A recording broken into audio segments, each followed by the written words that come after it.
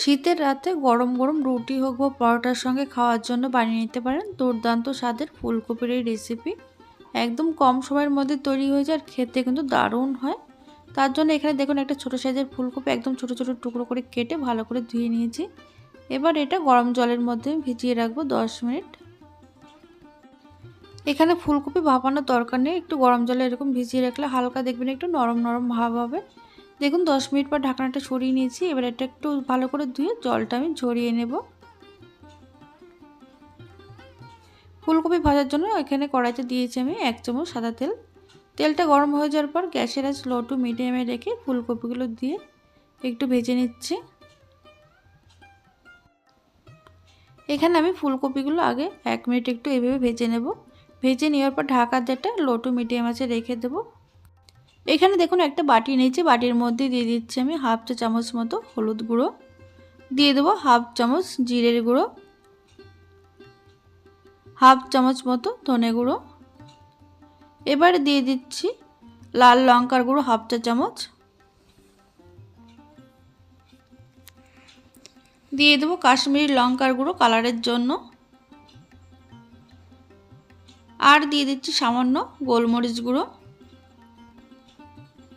এবার এর মধ্যে সামান্য জল দিয়ে এটা একদম ভালো করে মিশিয়ে নিতে হবে।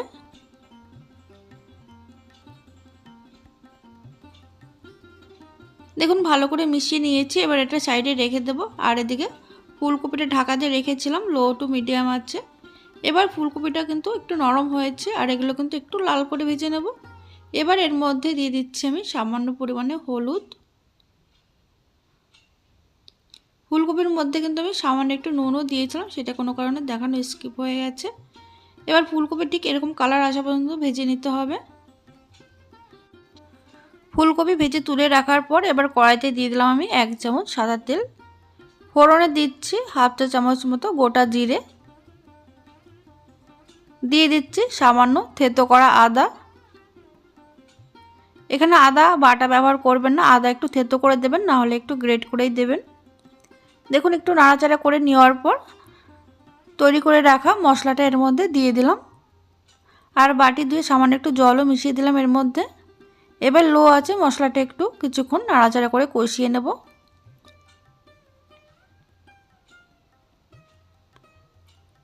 মশলাটা কষিয়ে নেওয়ার পর এর মধ্যে দিয়ে দিলাম একটা ছোট সাইজের টমেটো কুচি।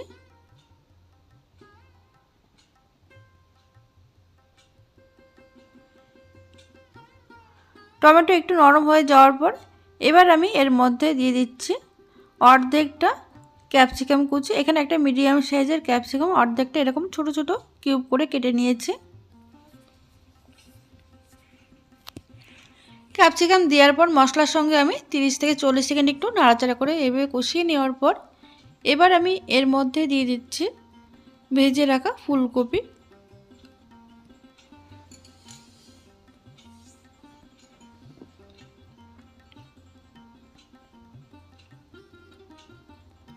ফুলকপিতে গ্যাসের আঁচ মিডিয়ামে রেখে কিন্তু মশলার সঙ্গে 1 মিনিট এইভাবে কষিয়ে নিতে হবে।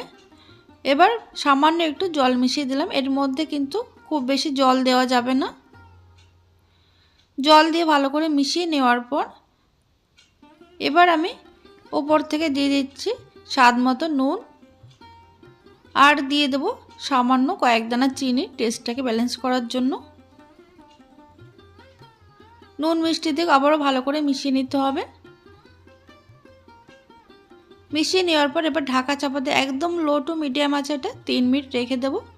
3 মিনিট পর আমি ঢাকনাটা খুলে নিয়েছি। এই রান্নাটা কিন্তু একদম একটু শুকনো শুকনো হয়, এর মধ্যে কিন্তু জল একদমই ব্যবহার করা যায় না। তবে যদি একদম শুকনো মনে হয় তাহলে কিন্তু 1 থেকে 2 চামচ জল মিশিয়ে কিন্তু রান্নাটা করে নিতে পারেন। ওপর থেকে দিয়ে দিলাম চেরা কাঁচা লঙ্কা 2-3টে আর বেশ কিছুটা পরিমাণে ধনেপাতা কুচি দিয়ে খুব ভালো করে মিশিয়ে আমি আরও 1 মিনিট এইভাবে নাড়াচাড়া করে একটু কালারটা চেঞ্জ হওয়া পর্যন্ত অপেক্ষা করতে হবে। কালারটা চেঞ্জ হওয়ার পর দিয়ে দিলাম সামান্য গরম মশলার গুঁড়ো। এবার খুব ভালো করে মিশিয়ে নিলে একদম রেডি হয়ে যাবে রুটি পরোটাতে খাওয়ার জন্য দারুণ স্বাদের ফুলকপির এই রোস্ট। তাহলে বন্ধুরা আজকের রেসিপি যদি ভালো লেগে থাকে লাইক কমেন্ট শেয়ার করতে ভুলবেন না। আর আপনারা অবশ্যই এইভাবে বাড়িতে বানিয়ে আমাকে কমেন্টের মাধ্যমে জানাতে ভুলবেন না কেমন হয়েছিল খেতে। দেখুন এটা আবার একটা প্লেটে নামিয়ে নিচ্ছি। আর দেখুন ফুলকপিটা কত সুন্দর নরম এবং সফট হয়েছে, খেতে দারুণ হয়েছিল।